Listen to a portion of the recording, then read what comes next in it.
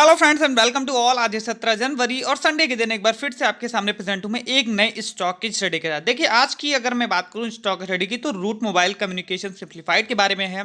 और जैसा कि आपने थंबनेल के ऊपर पढ़ ही लिया होगा कि ये बहुत महंगा शेयर है भैया। जी हाँ, और रूट मोबाइल के अंदर अगर आप इसके अंदर निवेशक हैं या निवेश करना चाहते हैं तो ये स्टॉक स्टडी आपको बहुत ज़्यादा जो है एक नॉलेज देने वाली है। तो अगर आप और भी ज़्यादा नॉलेज चाहते हैं इस स्टॉक स्टडी के बारे में तो इस वीडियो के अंदर बने रहें। देखिए सबसे पहले मैं आपको कंपनी के कारोबार के बारे में बता देता हूं।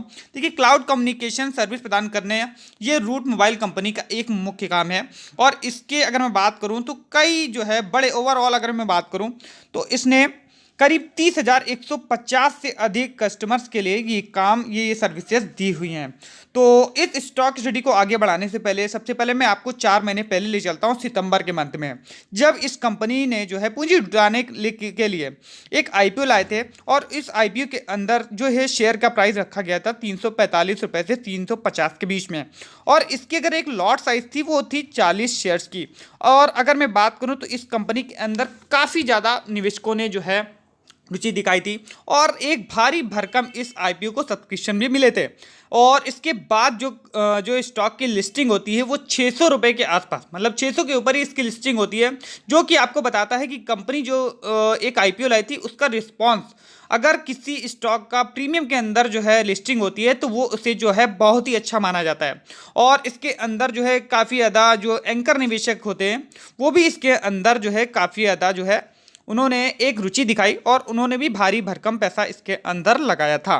तो ये जो है एक रूट मोबाइल की जो है 4 महीने पहले की स्टोरी है, जो कि इसने जो है 345 रुपये से 350 के बीच में जो शेयर का एक प्राइस जो फिक्स किया था उससे ये प्रीमियम पे लगभग ये डबल रेट पे ये लिस्ट हुआ था। तो इस बात को आप समझने की कोशिश करिएगा और इस स्टॉक स्टडी के अंदर मैं आपको पॉइंट टू पॉइंट बताने की कोशिश करूंगा कि स्टॉक का प्राइस अब कैसा जो है हमें दिखाई दे रहा है। देखिए महंगा तो कहना आसान है लेकिन ये क्यों महंगा है ये मैं इस स्टॉक के स्टडी के अंदर आपको बताने की कोशिश करूंगा। तो 350 रुपये के आसपास इसका लिस्टिंग का प्राइस था और प्रीमियम पे लिस्ट होता है करीब 600 रुपये के ऊपर। और आज का अगर मैं प्राइस बोलूं, आज का मतलब कि फ्राइडे के दिन 1145 रुपये के ऊपर एनएससी के ऊपर क्लोजिंग, तो ये अपने जो है प्राइस बैंड से करीब करीब जो है 3 गुना या 2.5 गुना आप कह लें तो ये करीब महंगा हो चुका है। तो इस बात को आप समझने की कोशिश करिएगा। और केवल महंगा मैं इस प्राइस की वजह से नहीं कह रहा हूं, और आगे इसके कई फैक्टर हैं जो आपको मैं बताने की कोशिश करूंगा। तो मैंने आपको उसके कारोबार के बारे में बता दिया, अब जरा स्टॉक स्टडी को मैं आगे की ओर बढ़ाता हूं। देखिए क्वालिटी के बारे में अगर आप कोई चिंतित हैं तो क्वालिटी के बारे में बिल्कुल निश्चिंत रहिए, क्वालिटी इसकी बहुत बढ़िया है। जो कि इसके जो एंकर निवेशक हैं लगभग उनके पास जो है इसकी 10% से ज़्यादा हिस्सेदारी है, तो वो भी इसके अंदर जो विश्वास करते हैं ये मैं आगे आपको बताने की कोशिश करूंगा। और अगर मैं बात करूं जो कि इसके की फैक्टर हैं, जो इसका दूसरा पॉइंट मुझे सबसे ज़्यादा जो है एक काफ़ी ज़्यादा जो है घबराने वाला है या डराने वाला है, वो इसका पीई रेशियो है। देखिए पीई रेशियो इसका 95.24 का है, जो कि बड़े बड़े जो इंडस्ट्री के इसमें लीडर हैं, अगर आप रिलायंस इंडस्ट्रीज, एचडीएफसी बैंक या हिंदुस्तान यूनिलीवर को देखेंगे तो उनका भी पीई रेशियो इतना नहीं है। तो आप इस बात को आप समझें कि मुझे ऐसा लग रहा है कि थोड़ी थोड़ी कोशिश कर रहे होंगे कि आखिर महंगा क्यों है। तो पीई रेशियो 95.24 का, तो ये अभी अपने जो है प्राइस से काफ़ी ज़्यादा महंगा हो चुका है, ओवर वैल्यूड इसे हम कह सकते हैं, जो कि हमारे लिए अभी अगर निवेश हम करते हैं तो हमारे लिए घातक हो सकता है। और लॉन्ग टर्म के अंदर अगर निफ्टी के अंदर अगर मैं बात करूं, अगर गिरावट आती है, देखिए निफ्टी भी अभी ओवर वैल्यूड चल रहा है, निफ्टी भी काफ़ी ज़्यादा उसका पी रेशियो काफ़ी ज़्यादा बढ़ा हुआ है, करीब 39-40 के आसपास निफ्टी का पी रेशियो है। तो ये अगर यहाँ से हमें निफ्टी के अंदर करेक्शन देखने को मिलती है तो ये हमारे लिए काफ़ी ज़्यादा नुकसानदायक हो सकता है। और आगे मैं बढ़ता हूँ, अगर मैं बात करूँ इसके जो है कुछ पैरामीटर्स के आधार पर अगर हम देखने कुछ, तो ये हमें वैल्यू एक्सपेंसिव दिखाई देता है, कुछ इंडिकेटर हमें देखने को मिलते हैं। तो इसमें कुछ प्राइस की कैटेगरीज आपको दिखाई दे रही हैं, जिसमें very attractive, attractive, fair, expensive और वेरी एक्सपेंसिव दिखाई दिया है। तो अगर इसका प्राइस इस इंडिकेटर के हिसाब से 494 रुपये के ऊपर है तो ये हमें वेरी एक्सपेंसिव की कैटेगरी में दिखाई देता है। और अगर मैं बात करूं इसकी कुछ जो है कॉम्पिटिटर कंपनियां जिनकी अगर मैं बात करूं, इनसे अगर आप तुलना करेंगे, जिसमें आपको यहाँ पे आपको एक चार्ट के माध्यम से दिखाई दे रहा है कंपनी का नेम, वैल्यूएशन, पी रेशियो और ईबीआई, डीटीए, पीजी रेशियो सभी आपको यहाँ पे दिखाई दे रहा है। अगर इसमें रूट मोबाइल को सर्च करेंगे या नीचे की ओर देखेंगे तो इसका वैल्यूएशन आप देखेंगे वेरी एक्सपेंसिव और पी रेशियो देखेंगे करीब 95.24 का। और ईवी या EBIDTA का अगर आप देखेंगे रेशियो तो 62 का हमें देखने को मिल रहा है, जो कि हमें ये बता रहा है कि ये कॉम्पिटिटर जो इसकी कंपनियां हैं उससे काफ़ी ज़्यादा महंगा हो चुका है। तो ये तीसरा पॉइंट था मेरा। और इसका फाइनेंशियल ट्रेंड अगर आप देखेंगे तो ये इतना ज़्यादा ऊपर चढ़ चुका है कि अब इसका फाइनेंशियल ट्रेंड हमें फ्लैट दिखाई दे रहा है और इसके अंदर बहुत ज़्यादा ऊपर मूवमेंट की संभावना हमें कम दिखाई दे रही है।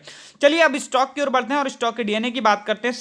अगर मैं बात करूं इसके एक साल के रिटर्न की, तो इस स्टॉक ने करीब 57.76% का रिटर्न दे दिया है और सेंसेक्स ने करीब हमें 17.1% का रिटर्न दिया है। एक अगर मैं बोलूँ इसकी इंडस्ट्री की, तो आईटी सॉफ्टवेयर बनाने वाली कंपनी है। मार्केट कैपिटलाइजेशन 3662 करोड़ का स्मॉल कैप स्टॉक है। अगर हम बात करूँ इसके पीई रेशियो का, यहाँ पे हमें 0 दिखाई दे रहा है। डिविडेंड यील्ड भी हमें यहाँ पे नहीं दिखाई दे रहा है। और आगे मैं बढ़ता हूं तो यहाँ पे इसके क्वार्टरली रिजल्ट हमें देखने को मिलते हैं। देखिए अगर क्वार्टर अगर हम बात करने की कोशिश करेंगे तो नेट सेल्स के अंदर इसके हमें गिरावट देखने को मिल रही है। अगर आप जून से सितंबर के क्वार्टर को कंपेयर करेंगे तो जून में इसकी नेट सेल्स थी 100.87 करोड़ की, सितंबर में हो गई 93.31 करोड़ की, जिसके अंदर हमें 7.49% की गिरावट। नेट प्रॉफिट के अंदर हमें भारी गिरावट करीब 61.73% की, 7.16 करोड़ की नेट प्रॉफिट था इसके अंदर जून के क्वार्टर में। सितंबर में घटकर हो गया 2.74 का। और इसका आप जरा शेयर होल्डिंग पैटर्न समझ लेते हैं। देखिए शेयर होल्डिंग पैटर्न देखेंगे तो हमें बहुत अच्छा दिखाई दे रहा है। जी हाँ, बहुत अच्छा हमें शेयर होल्डिंग पैटर्न दिखाई दे रहा है। और मेजोरिटी शेयर होल्डर जो हैं इसके प्रमोटर्स हैं, प्लस प्रमोटर होल्डिंग कोई भी शेयर गिरवी नहीं है। म्यूचुअल फंड की करीब 9 स्कीमों में पैसा लगा रखा है। एफआईएस भी इसके अंदर 27 इन्वेस्टेड हैं। प्रमोटर भी था हाईएस्ट होल्डिंग संदीप कुमार चंद्रकांत गुप्ता के पास है। Highest public share holder Reliance capital वाले हैं। और इंडिविजुअल इन्वेस्टर्स के पास करीब 6.46% की हिस्सेदारी है। तो यहाँ पे शेयर होल्डिंग पैटर्न काफी ज्यादा अट्रैक्टिव हमें दिखाई दे रहा है। लेकिन मैं आपको बताने की कोशिश करूंगा कि ये शेयर होल्डिंग पैटर्न सितंबर में इन्होंने रिलीज किया है, जो कि इसका प्राइस देखिए यहाँ पे जब निवेश ये बड़े बड़े इन्वेस्टर करते हैं ना, म्यूचुअल फंड और एफआईएस वगैरह, तो वो इसको बिल्कुल नीचे के प्राइस पे उठाते हैं। और सितंबर में जब इसकी लिस्टिंग हुई है तब का हमें यहाँ पे अगर निवेशक देखेंगे तब की इनकी एफआईएस की जो है हमें यहाँ पे निवेश दिखाई दे रहा है। तो इन्होंने लगभग मुझे ऐसा लग रहा है कि उन्होंने उस प्राइस के ऊपर ही माल उठाया होगा, या अगर मैं बात करूँ 345 रुपये 350 के ऊपर।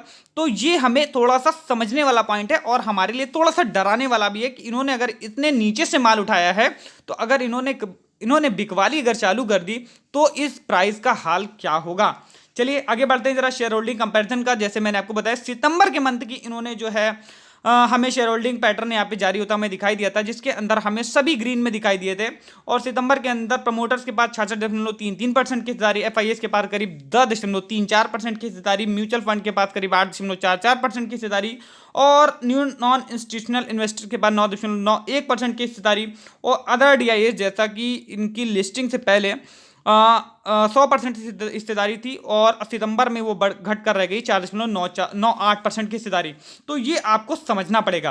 देखिए अगर मैं बात करूं फ्राइडे के दिन जब मार्केट क्लोज होता है तो इसका एनएससी के ऊपर अगर क्लोजिंग प्राइस देखेंगे 1145 रुपये के ऊपर 36.80 रुपये की इसके अंदर गिरावट 3.11% की। अगर आप इसके अंदर क्वांटिटी ट्रेडेड देखेंगे करीब 3,53,474 शेयर्स की। बढ़िया ट्रेडिंग इसके अंदर। डिलीवरी क्वांटिटी अगर 1,30,998 शेयर्स की। परसेंटेज ऑफ डिलीवरी 37.06% की। बढ़िया डिलीवरी, बढ़िया कारोबार, बढ़िया परसेंटेज हमें देखने को मिल रही है।